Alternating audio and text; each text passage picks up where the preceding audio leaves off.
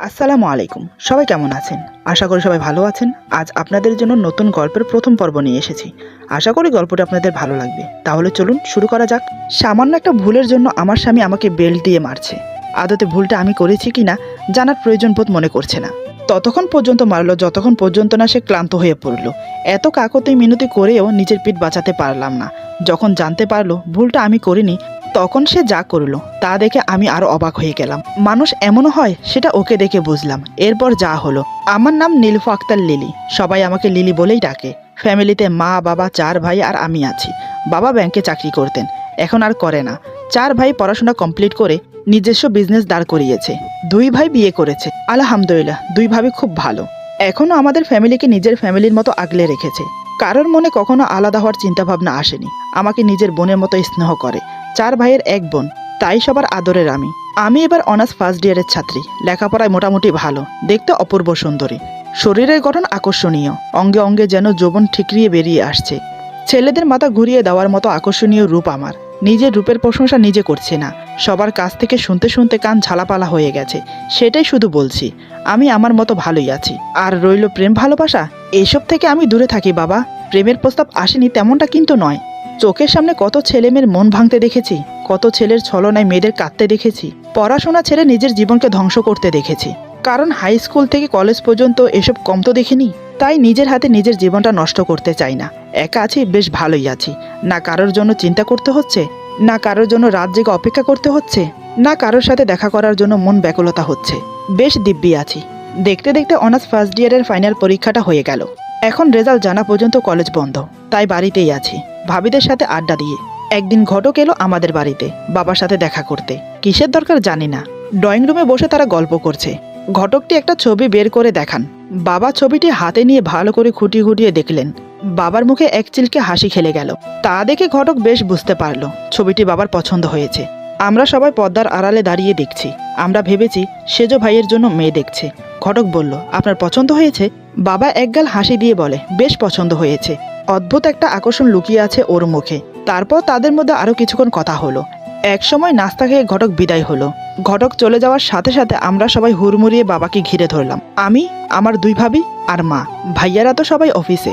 মা ব্যস্ত হয়ে বলে, হ্যাঁ গো, ঘটকের সাথে কি কথা হলো? দেখলাম তোমাকে একটা ছবি দেখালো। তা মেয়েটা কেমন দেখতে? নাম কি? আবার কখন আসবে ঘটক? মায়ের এতটা ব্যস্ততা দেখে বাবা বলে, আরে তুমি শান্ত হয়ে বসো।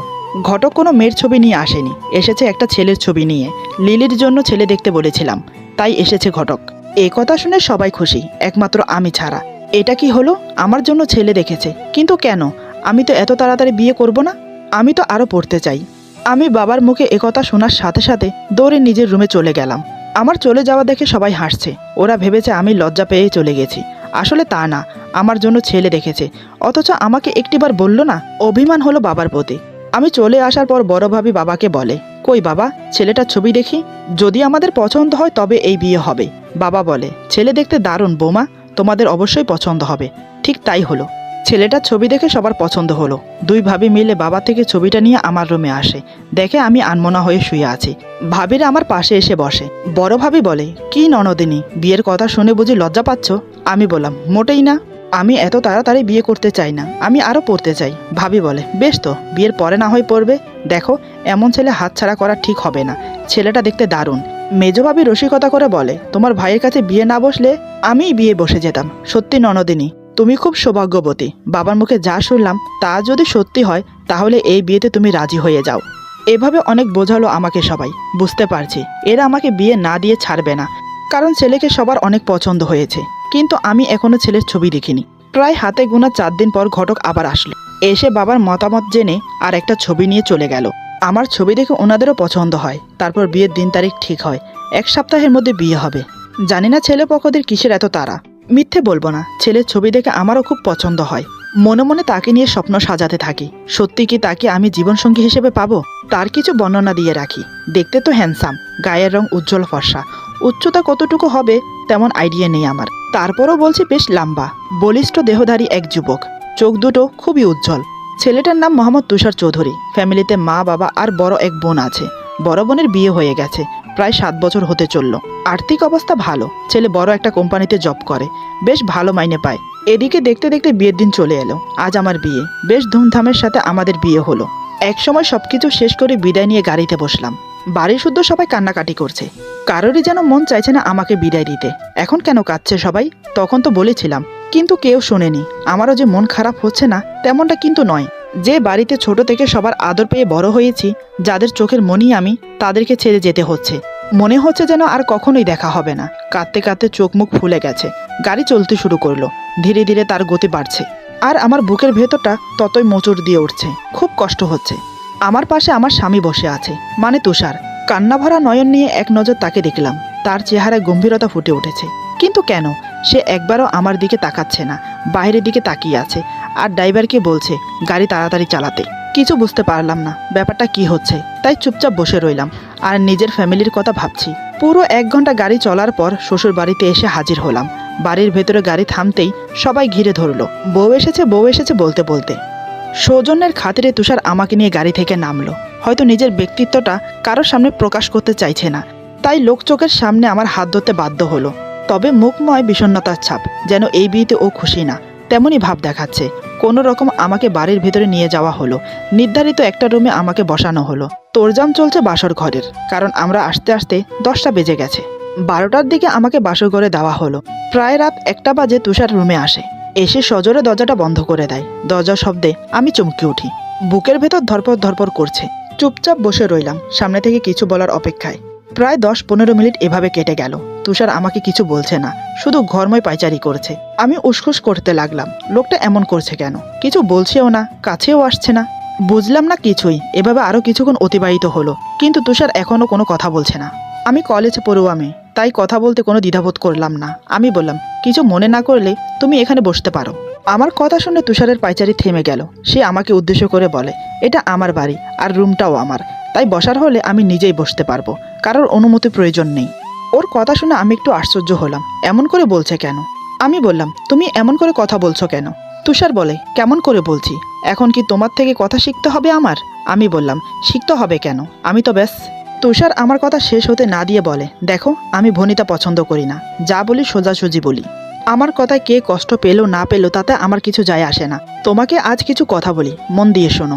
আমার কিন্তু এই বিয়েতে একদম মত ছিল না। ছিল না বলতে, বিয়ে করার কোনো ইচ্ছেই ছিল না, না তোমাকে না অন্য কাউকে। সোজা কথা বলতে গেলে আমি মেয়েদেরকে ঘৃণা করি। মেয়েরা লোভী, প্রতারক, বিশ্বাসঘাতক। ওরা ছেলেদের জীবন নিয়ে ছিনিমিনি খেলতে খুব ভালোবাসে। আজ একজনের সাথে কাল দেখা যায় অন্যজনের সাথে। আমি ঘৃণা করি। তাই তোমাকে স্পষ্টভাবে বলে দিচ্ছি, আমার থেকে কখনো স্বামীর অধিকার বা ভালোবাসা কিছুই পাবে না।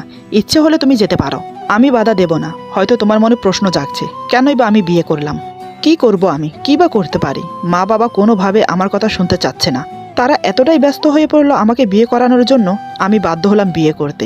তাই তোমাকে সাবধান করে দিচ্ছি, আমার কোনো ব্যাপারে নাক গলাতে পারবে না, এমনকি আমার বিছানাতেও থাকতে পারবে না। আমার রুমে থাকতে হলে আমার কথা মতো থাকতে হবে, কথাগুলো যেন মাথায় থাকে। তুষার এমনভাবে কথাগুলো বলে গেল যে আমাকে কিছু বলার সুযোগও দিল না, আর বলার মতো কোনো পথও রাখলো না। আমি নিশ্চুপ হয়ে বিছানা থেকে নেমে গেলাম। চোখ থেকে অজর ধারায় জল গড়িয়ে পড়ছে। কত স্বপ্ন দেখেছি, এই ছিল আমার কপালে। আমি বিছানা থেকে নামার সাথে সাথে তুষার গিয়ে শুয়ে পড়ে। নিচে বিছানার মতো কিছু একটা খুঁজে নিয়ে শুয়ে পড়লাম। শুয়ে শুয়ে ভাবছি, ভাগ্যে আমার কি আছে সেটা। কান্না করতে করতে কখন যে ঘুমিয়ে পড়লাম জানি না। সকালে তুষারের আগে আমার ঘুম ভাঙলো, কিন্তু শোয়া থেকে উঠতে পারছি না। পুরো শরীর ব্যথা হয়ে আছে, কারণ জন্মের পর থেকে নরম গদিতে শুয়ে এসেছি, কখনো মাটিতে শুইনি। আজ প্রথম তো, তাই হয়তো। তারপর উঠলাম, ফ্রেশ হয়ে বসে রইলাম। অতীতে আমার জীবনটা কেমন ছিল আর বর্তমানে আমার জীবনটা কেমন হলো তাই নিয়ে ভাবছি। মানুষের জীবনে ভাবনার কোনো শেষ আছে? একটা শেষ না হতে অন্য একটা চিন্তা মাথায় ঢোকে। আজে বাজে চিন্তাগুলোই মাথায় আসছে। এমন সময় আমার ননাস দরজা টোকা দেয়। আমি গিয়ে দরজা খুলে দেই। সে বাইরে থেকে ঘরের ভেতরে উকি ঝুঁকি মারছে। আমাকে বলে, কেমন আছো তুমি? তুমি ঠিক আছো তো? আমি মুখে একটা মলিন হাসি ফুটিয়ে বললাম, আলহামদুলিল্লাহ, ভালো আছি। আপনি কেমন আছেন আপু? আমার ননাস বলে, আমি তো ভালো আছি, কিন্তু যতটা কনফিডেন্সের সাথে তুমি বলছো ভালো আছো, তোমার চোখ মুখ দেখে কিন্তু তা মনে হচ্ছে না। সব কিছু ঠিক আছে তো? দেখো, আমার কাছে কিছু লুকাবে না। আমার ভাই রাত্রে তোমাকে কিছু বলেছে কি? আমি কিছু না বলে মাথা নিচু করে রইলাম, কারণ আমি চাইছি না আমাদের মাঝে কি হচ্ছে কাউকে কিছু বলতে। বলে লাভ কি? তাই চুপচাপ থাকাটাই বেটার। আমাকে চুপ দেখে আপু বলে, বুঝতে পেরেছি, তুমি কিছু বলবে না। না বলতে চাইলে আমিও জোর করব না, কারণ আমিও একজন বিবাহিতা নারী। সবকিছু বোঝার অভিজ্ঞতা আমারও আছে। তবে আমি আমার ভাইয়ের হয়ে তোমার কাছে ক্ষমা চাইছি। আমি ওনার হাত ধরে বললাম, ছি আপু, আপনি কেন ক্ষমা চাইবেন? এমন কিছুই হয়নি যার জন্য আপনি আমার কাছে ক্ষমা চাইবেন। আপনি অনেক ভালো আপু। আপু বলে, আমি কতটা ভালো জানি না, তবে তুমি অনেক ভালো। আমার ভাইটা একটু রাগী বটে, কিন্তু খারাপ না, আর একটু গম্ভীর টাইপের। আস্তে আস্তে ওর সাথে থাকতে থাকতে তুমি সব বুঝে যাবে। তবে আমার অনুরোধ, ও যাই করুক না কেন, যাই বলুক না কেন, তুমি কিন্তু হাল ছাড়বে না। জয়ের হাসি কিন্তু তোমার মুখেই দেখতে চাই। আমি বললাম, আপু, আপনি কখন থেকে বাইরে দাঁড়িয়ে আছেন? সব কিছু পরে দেখা যাবে, আপনি ভিতরে আসুন। আপু বলে, দেখো, আমি কি বোকা, এসেছি তোমাকে নাস্তা খেতে ডাকতে, তা না করে তোমার সাথে গল্প জুড়ে দিয়েছি। এখন চলো নাস্তা করবে। এই বলে আপু আমার হাত চেপে ধরে টেনে টেনে নিয়ে গেল। তারপর সবার সাথে বসে নাস্তা করলাম। সবাই বলতে মেহমানরা সবাই চলে গেছে। বাড়িতে আমার শ্বশুর শাশুড়ি, আপু, তার হাজবেন্ড আর তার 2 বাচ্চা। আপুর 2 ছেলে মেয়ে। মেয়েটা বড়, বয়স 6 বছর, আর ছেলেটা ছোট, বয়স 4 বছর। ভারী মিষ্টি দেখতে, নামগুলো আরও মিষ্টি, আরিয়ান আরিয়ানা মিলিয়ে রেখেছে। কিছুক্ষণের জন্য নাস্তা খেতে বসে সবার সাথে বুঝতে পারলাম এই বাড়ির সবাই অনেক ভালো, শুধু আমার স্বামী ছাড়া। তার স্বভাব তো কাল রাতে আপনারা দেখলেন, নাকের আগায় সবসময় রাগ নিয়ে থাকে। নিজেই যা বকার বকে গেল কাল রাত্রে। আমাকে একটা কথা বলার সুযোগ দিল না। কেমন অদ্ভুত মানুষ রে বাবা। এসব নানান কথা ভাবতে ভাবতে নাস্তা খেয়ে রুমে চলে এলাম। তুষার তখনও ঘুমাচ্ছে। ঘড়ির দিকে তাকিয়ে দেখি 11টা বাজে। আমি আবার চোখ ঘুরিয়ে তুষারের দিকে তাকালাম। অদ্ভুত একটা মায়া খেলা করছে ওর মুখে। দেখে দেখে মন ভরছে না। আমার বরটা সত্যিই অনেক সুন্দর, আমার নজর না লেগে যায়। আমি যেন ওর প্রেমে পড়ে গেছি। হঠাৎ তুষার নড়ে চড়ে ওঠে, তার মানে ওর ঘুম ভাঙছে। আমি তৎক্ষণাৎ নিজের চোখ সরিয়ে অন্যদিকে ফিরিয়ে নিলাম। এমন ভাব করে রইলাম যেন আমি কিছুই দেখছি না। তুষার চোখ খুলে উঠে বসে, তারপর পাশে থাকা টি টেবিল থেকে ওর চশমাটা উঠিয়ে নেয়। আগে বলা হয়নি, তুষার চশমা পরে, সোনালি ফ্রেমের চশমা। কি বলবো, চশমার কারণে ওর মুখের আকর্ষণ আরও ফুটে ওঠে। আলাদা একটা গাম্ভীর্য ফুটে ওঠে ওর মুখে। যখন চশমাটা নিচে নেমে নাকের কাছে চলে আসে, তখন সে শাহাদাত আঙ্গুল ঠেকিয়ে আবার সেটাকে উপরে তুলে দেয়। তখন না শুধু চেয়ে থাকতে মন চায়। আমার কাছে তখন খুব ভালো লাগে। নিশ্চয়ই আপনারা ভাবছেন কাল রাতে বিয়ে হয়েছে আমার, আজ এত কিছু জানলাম কি করে? কারণ কাল রাত্রে যখন ও আমাকে কথাগুলো বলছিল, তখন আমি ওর দিকে একদৃষ্টে তাকিয়েছিলাম। তখনই খেয়াল করেছিলাম বারবার চশমাটাকে উঠাচ্ছে। আমাকে হয়তো সবাই পাগল ভাববে, কারণ যে স্বামী স্ত্রী হিসেবে মেনে নেয়নি তার সৌন্দর্যের এত কেন প্রশংসা করছি। আসলে সত্যি বলতে ও খুবই সুন্দর, তাই আর কি। প্রশংসা না করে পারছি না। তুষার চশমা পরে আমার দিকে কিছুক্ষণ তাকিয়ে থাকে। হয়তো এর আগে ভালো করে আমাকে দেখেনি। কিছুক্ষণ তাকিয়ে থেকে উঠে ফ্রেশ হতে চলে গেল। এটা কি হলো? আমি কি দেখার জিনিস শুধু, যে দেখে চলে গেল, একটি কথাও বলল না? আমি সেখানেই দাঁড়িয়ে রইলাম। কিছুক্ষণ পর তুষার ফ্রেশ হয়ে বেরিয়ে এলো, তারপর রেডি হয়ে নিল। মনে হয় কোথাও যাবে। কি মনে হতে আমাকে বলে গুড মর্নিং, তাও আবার গম্ভীর গলায়, যেন খুব কষ্ট হচ্ছে আমাকে গুড মর্নিং বলতে। এতক্ষণ পর্যন্ত খাম্বার মতো দাঁড়িয়ে রইলাম, চোখে পড়েনি, এখন বলছে গুড মর্নিং। কথাগুলো আমি মনে মনে ভাবছি। আমাকে চুপ দেখে তুষার বলে, কি হলো, কানে শুনতে পাও না নাকি? আমি মাথা নিচু করে বললাম, শুভ সকাল। তুষার বলে, সকালে নাস্তা হয়েছে? আমি বললাম, হ্যাঁ হয়েছে। তুষার বলে, ভালো। এই বলে বেরিয়ে গেল। তারপর নিচে গিয়ে নাস্তা খেয়ে কোথায় যেন বেরিয়ে গেল। বাড়ির কাজ করার জন্য লোক আছে, তাই আমাকে কোনো কাজে হাত লাগাতে হয় না। রুমে বসে আছি। দুপুরের দিকে তুষার ফিরে এলো। ফ্রেশ হয়ে সবাই একসাথে খেতে বসলাম। খাওয়া দাওয়া শেষ করে রুমে চলে এসেছি। তুষার বিছানায় হেলান দিয়ে বসে আছে, আমি দাঁড়িয়ে আছি। কিছুক্ষণ পর তুষার এক নজর আমার দিকে তাকিয়ে আবার চোখ সরিয়ে নেয়। এরপর আমাকে উদ্দেশ্য করে বলে, কি ব্যাপার, এভাবে সঙ্গের মতো দাঁড়িয়ে আছো কেন? বসো। ওর কথা শুনে আমি একটা চেয়ার টেনে বসলাম। তারপর দুজনেই চুপ, কেউ কোনো কথা বলছি না। আমার খুব জানতে ইচ্ছে করছিল কেন সে মেয়েদেরকে ঘৃণা করে, কি এমন ঘটেছিল। চিন্তা করছি জিজ্ঞেস করার, কিন্তু সাহস করতে পারছি না। তুষার বলে, কিছু কি বলার আছে? থাকলে বলে ফেলো। আমি হাঁ হয়ে ওর দিকে তাকিয়ে রইলাম। এ কি করে বুঝলো আমি কিছু বলতে চাই? আমি আমতা আমতা করে বললাম, মানে কয়েকটা প্রশ্ন ছিল, যদি কিছু মনে না করো তাহলে জিজ্ঞেস করতে পারি। তুষার বলে, যা কথা ছিল তা তো কাল রাতেই বলে দিয়েছি, আর কিছু বলার বাকি আছে বলে তো মনে হয় না। তারপরও শুনি, কি প্রশ্ন? আমি বললাম, কেন মেয়েদেরকে ঘৃণা করো? কি এমন হয়েছিল যার জন্য তুমি মেয়েদেরকে সহ করতে পারো না? তুষার বলে, হঠাৎ এ ব্যাপারে জানার ইচ্ছে জাগলো কেন? আমি বললাম, জানতে ইচ্ছে করছিল তাই। তুষার বলে, কিছু কিছু ঘটনা অতীত থাকাই ভালো, সেটাকে প্রকাশে আনার কোনো প্রয়োজন নেই। তাই নেক্সট টাইম এ ব্যাপারে আর কখনো জিজ্ঞেস করবে না। আমি বলতে বাধ্য নই। আমি বললাম, আমাদের মাঝে সম্পর্ক যেমনই হোক, একে অপরের ব্যাপারে জেনে রাখা ভালো। আচ্ছা, ব্যক্তিগত একটা প্রশ্ন করি, যদি কিছু মনে না করো। তুষার বলে, কি? আমি বললাম, তুমি কখনো প্রেম করেছো?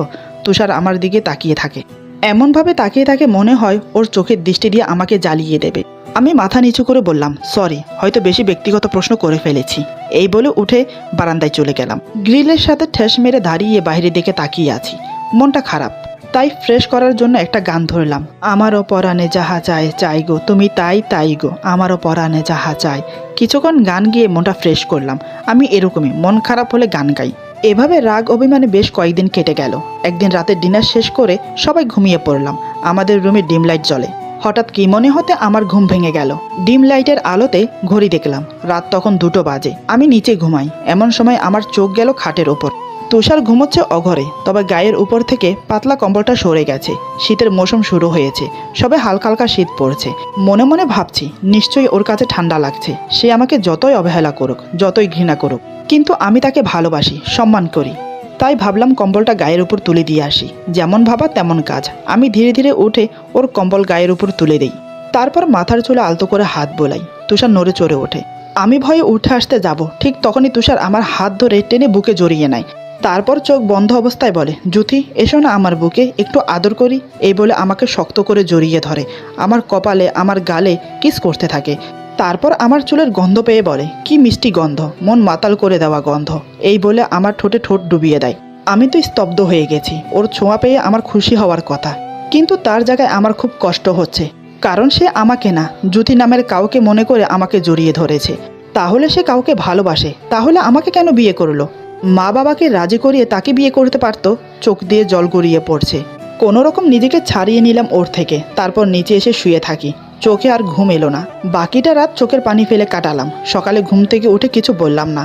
দুপুরে খাওয়া দাওয়ার পর যখন রুমে রেস্ট নিচ্ছি তখন জিজ্ঞেস করলাম, আচ্ছা জ্যোতিকে? আমার মুখে এই নামটা শুনে তুষার সোজা হয়ে বসে।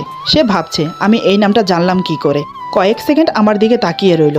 তারপর স্বাভাবিক হয়ে বলে, আমার গার্লফ্রেন্ড ছিল। ছিল বলতে আগে ছিল, এখন নেই। বাট তুমি এই নাম জানলে কি করে? আমি বললাম, তোমার মুখে।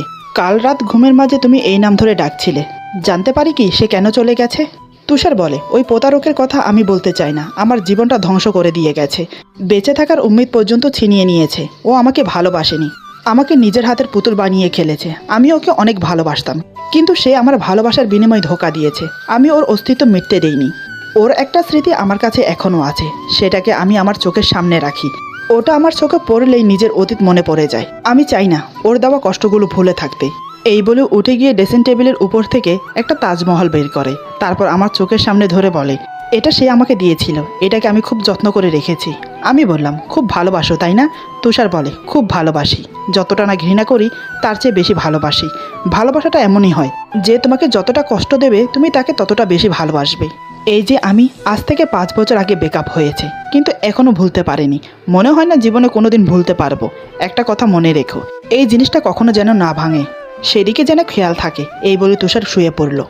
আজ ওর অফিস ছুটি, সপ্তাহে একদিন করে ছুটি পায়। সেদিন সারাদিন ঘুমিয়ে আর বন্ধুদের সাথে আড্ডা দিয়ে কাটায়। ওর কথাগুলো শুনে আমি খুব কষ্ট পেলাম। কেউ অতীতকে ভালোবেসে বর্তমান নষ্ট করছে, আর কেউ মনের অজান্তে ভালোবেসে কষ্ট পাচ্ছে।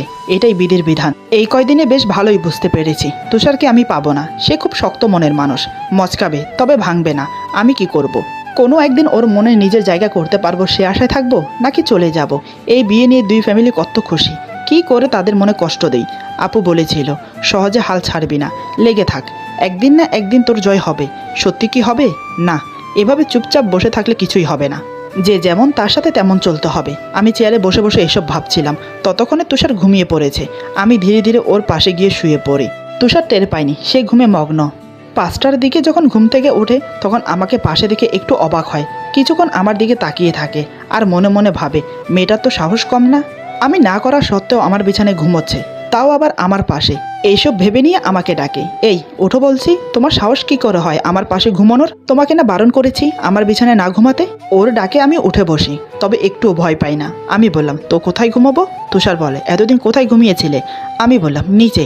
তুষার বলে, তাহলে এখনো নিচে ঘুমাবে? আমি বললাম, ও আমি পারবো না, মন চাইলে তুমি গিয়ে ঘুমাতে পারো। ওর মুখের উপর কথা বলছি দেখে খুব আশ্চর্য হলো, আর রাগও হতে লাগলো। সে আমাকে কিছু বলল না, আর আমাকেও বলার সুযোগ দিল না। হঠাৎ আমাকে একটা থাপ্পড় মেরে বসে। আমি তো জায়গায় থতমত খেয়ে যাই। তুষার রাগান্বিত হয়ে বলে, আমি সব কিছু সহ করতে পারি, কিন্তু আমার মুখে মুখে তর্ক করা একদম পছন্দ করি না। তুমি কাল না আসতে আজ আমার সাথে তর্ক করছো? তোমার সাহস তো কম না? আমি ওর থাপ্পড় খেয়ে চুপ রইলাম না। আমি বললাম, কাল না, মাস হতে চললো এ বাসায় এসেছে।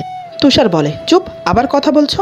আমি বললাম, বারে তুমি ভুলভাল কথা বলবে সেটা শুনে কিভাবে চুপ থাকি? যেটা সঠিক সেটা বলতে হবে না? এবার তুষার আরও রেগে গেল। ওর চোখ মুখ লাল হয়ে উঠেছে, একে তো ফর্সা চেহারা, তাতে রাগ ফুটে উঠলে সহজেই বোঝা যায়। হঠাৎ তুষার যা করলো আমার সাথে সেটা আমি একটুও আশা করিনি। মানুষের প্রতি মানুষের কতটা ঘৃণা থাকলে এমনটা করতে পারে তা আমি তুষারকে দেখে বুঝেছি। এরপর যা হলো, আজকের গল্প এখানে সমাপ্ত। আশা করি গল্পটি আপনাদের ভালো লাগবে। যদি ভালো লাগে তাহলে লাইক, কমেন্ট এবং সাবস্ক্রাইব করে আমাদের পাশে থাকুন। পাশে থাকা বেল আইকন প্রেস করে দেবেন, তাহলে আমাদের নিত্য নতুন ভিডিও আপনাদের কাছে পৌঁছে যাবে। সবাই ভালো থাকবেন, সুস্থ থাকবেন। আল্লাহ হাফেজ।